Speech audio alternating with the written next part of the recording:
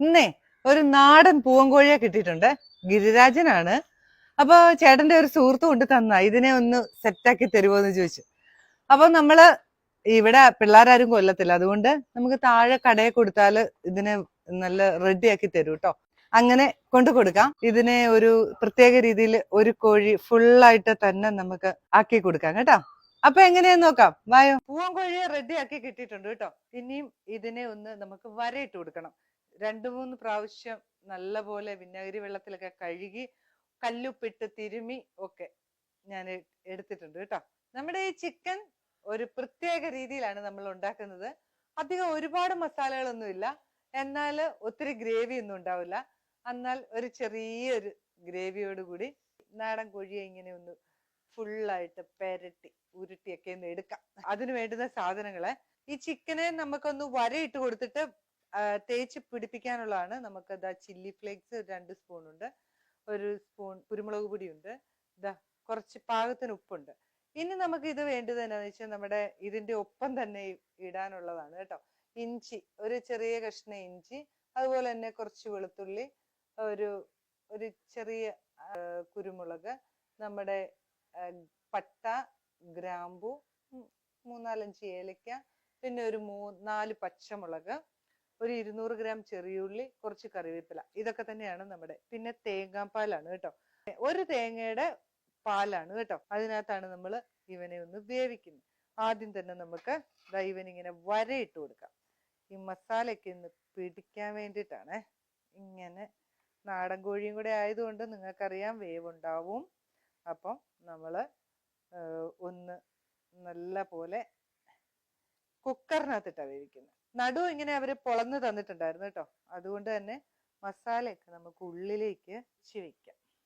സ്കിന്നടക്കമാണ് കേട്ടോ. ഇനി സ്കിന്നില്ലാത്തവര്, സ്കിൻ ഇഷ്ടമില്ല എന്നുണ്ടെങ്കിൽ സ്കിന്ന് ഒഴിവാക്കിയിട്ടും ചെയ്യാം കേട്ടോ. ഇനി നമുക്കിത് ഒന്നും കൂടെ ഒന്ന് കഴുകിയിട്ട് വരാവേ. ആദ്യം നമുക്ക് കുരുമുളകും ഉപ്പും ചില്ലി ഫ്ലേക്സും കൂടെ നമുക്കൊന്ന് മിക്സ് ചെയ്യാം. അതിന്റെ കൂട്ടത്തില് ഇതാ 1 സ്പൂൺ വിനാഗിരി ഉണ്ട്, അതും കൂടെ ഒന്ന് മിക്സ് ചെയ്തേക്കാം. എന്നിട്ട് ഇനി ഇതിലൊന്ന് തേച്ച് പിടിപ്പിക്കാം. ഈ വരയെ കൂടെ ഒക്കെ അങ്ങ് കയറിപ്പോട്ടെ, ഉള്ളിലും ഒക്കെ അങ്ങോട്ട് തേക്കണേ.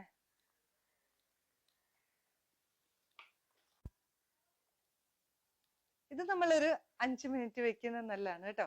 ഒരു 5 മിനിറ്റ് ഇതെല്ലാം കൂടെ ഒന്ന് പുരട്ടി വെച്ചിട്ടുണ്ടായിരുന്നു. ഇനി നമ്മൾ ഇതിനെ എടുത്തിട്ട് ഇതിന് കേറാൻ പരുവത്തിലുള്ള വലിപ്പമുള്ള ഒരു കുക്കർ വേണം. അതിനകത്തോട്ട് ഇവനെ അങ്ങ് കിടത്തണം. ഇവനെ കിടക്കാൻ വലിപ്പത്തിലുള്ള ഒരു കുക്കർ എടുക്കണം കേട്ടോ.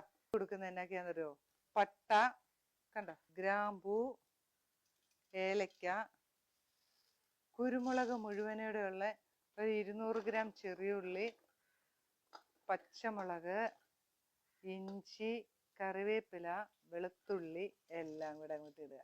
ഇത്ര സാധനം അതിനകത്തോട്ട് പോയി. ഇനി നമ്മൾ എടുത്തു വെച്ചിരിക്കുന്ന നമ്മുടെ തേങ്ങാപ്പാല് കേട്ടോ.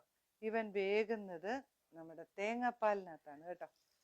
ഒരു തേങ്ങയുടെ പാലങ്ങോട്ട് ഒഴിച്ചു. ഈ തേങ്ങാപ്പാലിനകത്ത് വേവിക്കുമ്പോൾ ഒരു പ്രത്യേക ഒരു ടേസ്റ്റ്. ഇതിലേക്ക് നമുക്കേ ഒരു മഞ്ഞപ്പൊടി ഒരു 1/4 സ്പൂൺ ഒന്ന് ഇട്ട് കൊടുത്തേക്കാവേ. ഇനി ഇതെല്ലാം കൂടെ ഇതിനകത്ത് കിടന്ന് വേകണം. ഒരു 4 വിസിൽ 5 വിസിൽ വരെ വന്നോട്ടെ. എന്നിട്ട് തുറന്ന് നോക്കിയിട്ട് വെന്തോ ഇല്ലയോ എന്ന് നോക്കാം. അപ്പൊ എന്തായാലും ഇവന് ഇച്ചിരി മുറ്റായിരിക്കും, അപ്പൊ പൂവനും കൂടെ അല്ലേ, അപ്പൊ നമുക്ക് നോക്കാം. എന്നിട്ട് തിരിച്ചും മറിച്ചും ഒക്കെ ഒന്ന് ഇടയ്ക്ക് ഇട്ട് കൊടുത്തിട്ട് കുക്കറിലിട്ട് നന്നായിട്ട് അങ്ങ് വേവിച്ചിട്ട് ഉരുളിയിലോട്ട് ഇടാം കേട്ടോ. ഇതിന് വളരെ സിമ്പിളായിട്ടൊരു മസാലയില് ഉണ്ടാക്കുമ്പോൾ നല്ല ടേസ്റ്റ് ആണ്. അപ്പൊ നോക്കാം. ഇതാ മൂടി കുക്കർ ഓൺ ചെയ്തു. ഓരോ അവധിക്കാലത്തും കുഞ്ഞുങ്ങൾക്ക് ഓരോ സ്പെഷ്യലും പുതുമയൊക്കെ വേണ്ടേ.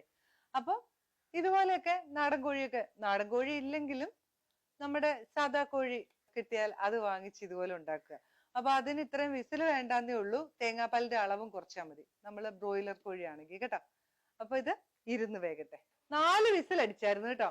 പക്ഷെ ദാ നോക്കിയേ, ഞാൻ തുറന്ന് നോക്കിയായിരുന്നു കേട്ടോ. നോക്കിയേ കണ്ടോ, ചിക്കനൊക്കെ വെന്തിട്ടുണ്ട്. ഇനി എന്താ, ഞാനൊരു ഉരുള എടുത്ത് വെച്ചിട്ടുണ്ട് കേട്ടോ.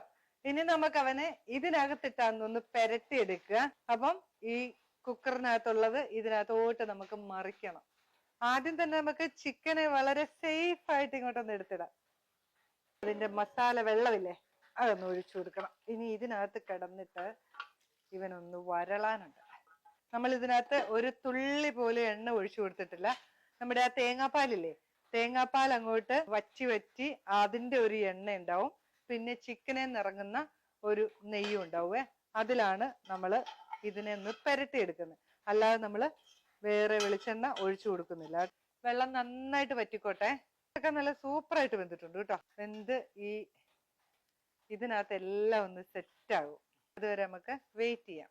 ഒരു പിഞ്ചുപ്പിന്റെ കുറവുണ്ട് കേട്ടോ. പിഞ്ചുപ്പിട്ട് കൊടുത്തു.